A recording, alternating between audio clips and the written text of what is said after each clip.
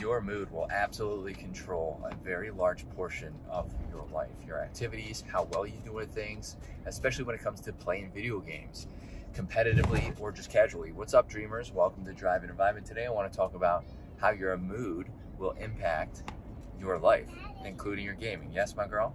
You got the kids in the car. Look at that, that's a beautiful chip. Kids are in the car. Anyway, welcome to Drive and Environment. So today I want to talk about how your mood impacts your life, but specifically in game.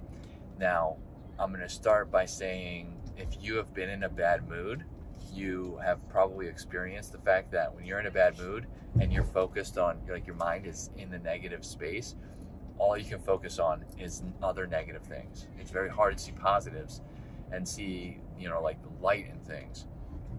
That's one of the biggest issues with a bad mood. So if you go into any aspect of life, if you go into a game, a competitive match, if you go into practice and you're in a bad mood, you're more than likely only going to pick out negative things that happen. Even if something good happens and your mood remains bad, even if something good happens, your brain is not going to recognize it because you're in a bad mood, you're in a bad place, and negativity is basically all that can be seen. So your mood is very important, right? So you obviously want to be, and you hear this all the time and it sounds cliche, like, you gotta be in a good, or try to be in a good mood, try to let things go, this and that.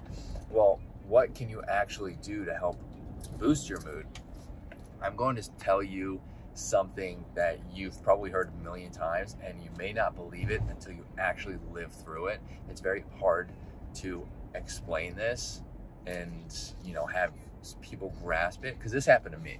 Like, I was explained all this stuff multiple times and I didn't believe it. I was like, this is cliche, there's no way that this actually works, like there's no way this is what happens for everybody. Let me finish this video, okay? We're gonna be there in just a minute, okay? And lost my train of thought. She only wants to talk when we're making videos. But so yeah, how to improve your mood very much is related to your well-being and your habits, what you eat, your timing of eating, how much you sleep, how well you sleep, the activity that you do. If you get outside, get up and get moving, the exercise, all of these 100% impact your mood. An example, if you continuously are at a lack of sleep, I'm sure you've noticed that you become more irritable, right? It's not coincidental that you're irritable. It's because you're getting less sleep. And what happens when you get less sleep?